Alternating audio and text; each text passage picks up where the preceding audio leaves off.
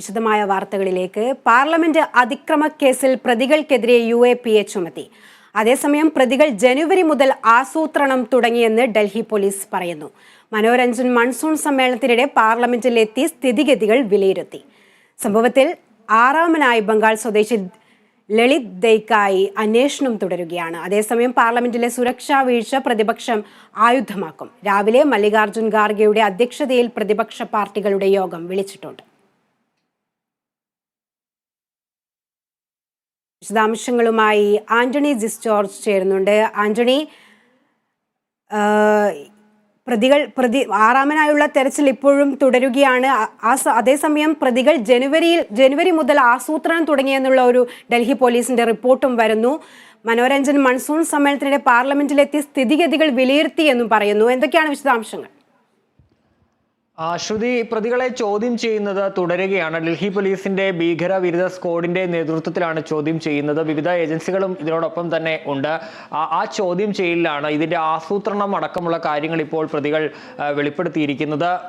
ഏതാണ്ട് ജനുവരിയോടുകൂടി തന്നെ ഇതുമായി ബന്ധപ്പെട്ട ആസൂത്രണം തങ്ങൾ തുടങ്ങിയിരുന്നു. ഭഗത് സിംഗ് ഫാൻസ് എന്ന ഒരു ഫേസ്ബുക്ക് പേജ് ഉണ്ട്. ആ ഫേസ്ബുക്ക് പേജിലൂടെയാണ് ഇവർ ഈ 4 പേരും പരിചയപ്പെട്ടത്. അതിനുശേഷം ഈ ജനുവരിയോടുകൂടിയാണ് ഇത്തരമൊരു സംഭവ പ്രതിഷേധത്തിന് ഇവർ ആസൂത്രണം തുടങ്ങിയത്. പിന്നീട് കഴിഞ്ഞ മഴക്കാല സമ്മേളനം, പാർലമെന്റിന്റെ മൺസൂൺ സമ്മേളന കാലയളവിൽ ഈ പാർലമെന്റിനകത്ത് കയറിയ മനോരഞ്ജൻ, കർണാടക സ്വദേശിയാണ്. ഈ മനോരഞ്ജൻ പാർലമെന്റിലേക്ക് എത്തി അവിടെയുള്ള കാര്യങ്ങളൊക്കെ നിരീക്ഷിച്ച ശേഷം മടങ്ങുകയാണ് ചെയ്തത് എന്നാണ് പറയുന്നത് പോലീസ്. അത്തരത്തിൽ വ്യക്തമായ ഒരു ആസൂത്രണം ഇതിന് പുറകിൽ പ്രതികൾ നടത്തിയിട്ടുണ്ട് എന്നുള്ള കാര്യമാണ് ഇപ്പോൾ ഇവർ പറയുന്നത്. ഇവർക്ക് പുറമെ ഈ പിടിയിലായ 4 പേർക്ക് പുറമെ 2 പേർ കൂടി ഈ കേസിൽ ഉൾപ്പെട്ടിട്ടുണ്ട് എന്നുള്ളതാണ് പോലീസ് പറയുന്നത്. അതിലൊന്ന് ബംഗാൾ സ്വദേശിയായ ലളിത് ഛായാണ്.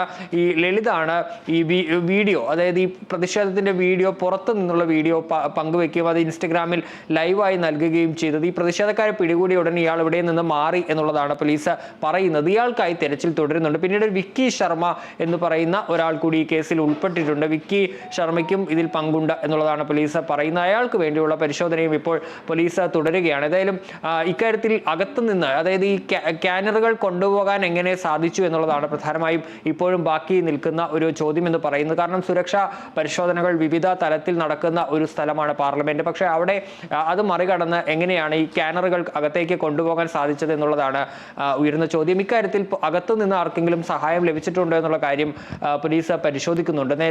നേരത്തെ ഈ കഴിഞ്ഞ ദിവസം അവിടെയുള്ള പാർലമെന്റിലെ ജീവനക്കാരെ അടക്കം ഈ അന്വേഷണ സംഘം ചോദ്യം ചെയ്യുകയും ചെയ്തിരുന്നു. ഏതായാലും അക്കാര്യത്തിലടക്കം അന്വേഷണം തുടരുകയാണ്. ഈ പ്രതികളെ ഇന്നും വിശദമായി ചോദ്യം ചെയ്യുകയാണ്. ഇന്നലെ അവരുടെ അറസ്റ്റ് രേഖപ്പെടുത്തിയിരുന്നു. പ്രതികളെ ഇന്ന് കോടതിയിൽ ഹാജരാക്കുമെന്നാണ് മനസ്സിലാക്കാൻ സാധിക്കുന്നത്. അതിനിടെ പ്രതികൾക്കെതിരെ UAPA കൂടി ചുമത്തുകയും ചെയ്തിട്ടുണ്ട്. ശ്രുതി, ആന്റണി, ഈ പ്രതികൾ അകത്തേക്ക് പ്രവേശിക്കുക എന്ന് പറയുമ്പോൾ കൃത്യമായ സഹായം ലഭിച്ചു എന്ന് തന്നെ വേണമെങ്കിൽ പറയേണ്ടിയിരിക്കുന്നു. അങ്ങനെയാണെങ്കിൽ ഇവരെ ആര് സഹായിച്ചു? അവർക്കെതിരെ, ഉന്നത നേതാക്കൾക്കെതിരെ ഒരു അന്വേഷണം പോകേണ്ടതുണ്ടല്ലോ. അതുപോലെ തന്നെ പ്രതിപക്ഷം ഇതിനെതിരെ ഏത് തരത്തിലായിരിക്കും ഇനി സമ്മേളനത്തിൽ ഉന്നയിക്കാൻ പോവുക?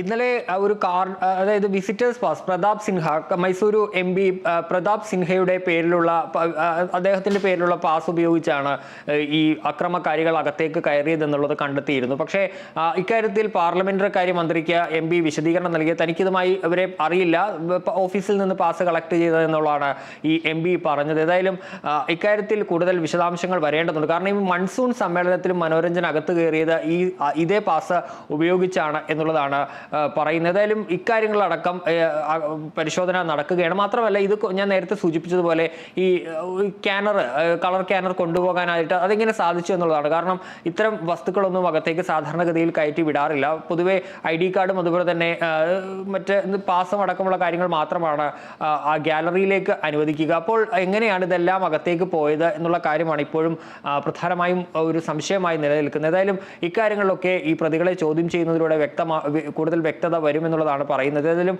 തങ്ങൾക്ക് ഭരണകൂടത്തോടുള്ള പ്രതിഷേധമാണ് ഇതിലൂടെ കാണിച്ചത് എന്നുള്ളതാണ് പ്രതികൾ പ്രധാനമായും ഇക്കാര്യത്തിൽ പറഞ്ഞിട്ടുള്ളത്.